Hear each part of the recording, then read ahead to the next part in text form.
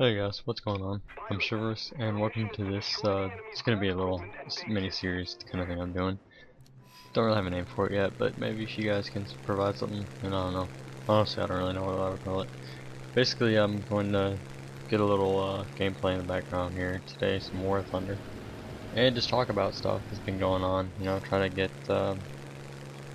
get some discussion going, see what you guys think, kinda let you know what I think.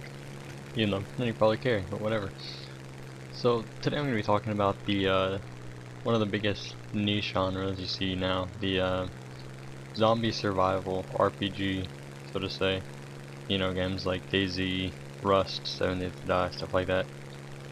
It's seen a big growth spurt in the last couple years, pretty much. You've seen a lot of games like those three are the main ones I'll talk about.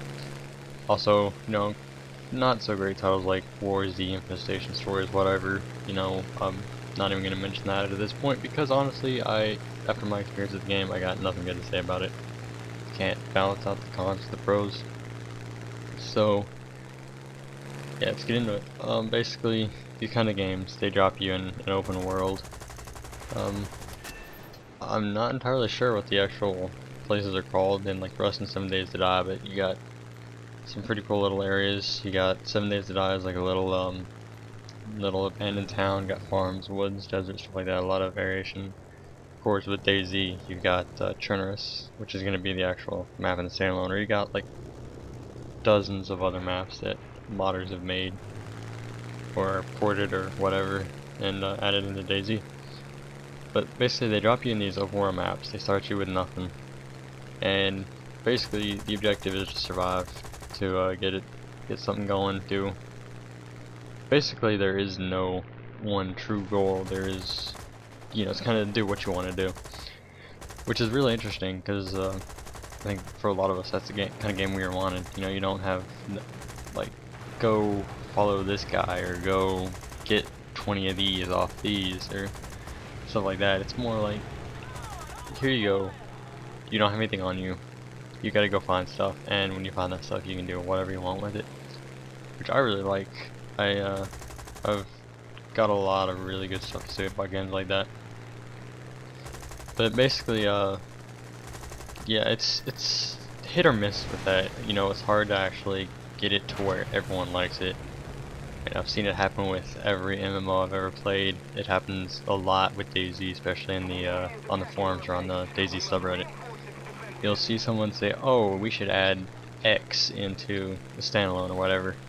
And somebody's like, no, that's gonna make it too hardcore. That's gonna scare all the casuals away. So someone else will come along and say, oh, instead of X, why don't we add Y and then use Z to balance it out?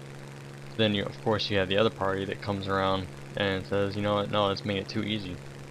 I mean, if we wanted it that easy, we'd go fucking play Care Bears or something, or Hello Kitty or something like that. And then those generic troll responses and all that, which is why you can never really please the community. There's always going to be that one guy that's going to have to disagree with everything. If anyone can come to an impasse about anything, it's gamers. There's nothing we can't cause a stalemate about. But ultimately, in the end, that's why it's the game developers that have the final say in what goes in and not the community.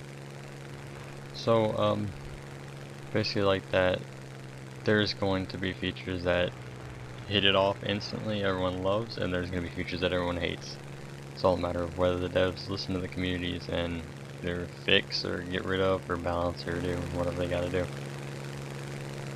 So, some of the pros and cons to each of the games. DayZ, the pro, is obviously it's pretty popular. It's getting its own standalone game now. It's got a well-established community where it had one. I don't know how much it's dropped off. But cons, definitely the mod is just that, a mod. It's absolutely horrible in terms of zombie AI and stuff like that, and a lot of mechanics like that. They got a lot of, like, the infection mechanic is done a lot. Basically, I gotta give credit to the mod team and the dev team. They're all community members who picked it up after Rocket went to work on the standalone. But of course, it's got a way to go. I mean, it's never gonna be perfect because it's a mod. It's kind of bound by Arma, but I think they can get it pretty well. 7 Days to Die, I don't actually own, but I've had the chance to play. And as soon as I get the or I'm waiting to see if they actually get it on Steam, because it's greenlit. They just gotta work on there, and the second it's there, I'm buying it up instantly. But some of the pros I've noticed to it is the voxel kind of thing. Like, a lot of people have referred to it as a fusion between Minecraft and DayZ, and I really like that. You can get bases and stuff. Like, that's one of the things people always talk about with other games is like base building.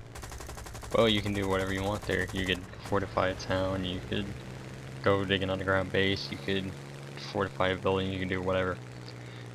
But then again, on the downside, in a multiplayer map, you're gonna get that one asshole who's gonna come and just like dig a hole in your wall and let all the zombies in, just to do it. And of course, Rust I haven't actually gotten a chance to play. It's still extremely exclusive.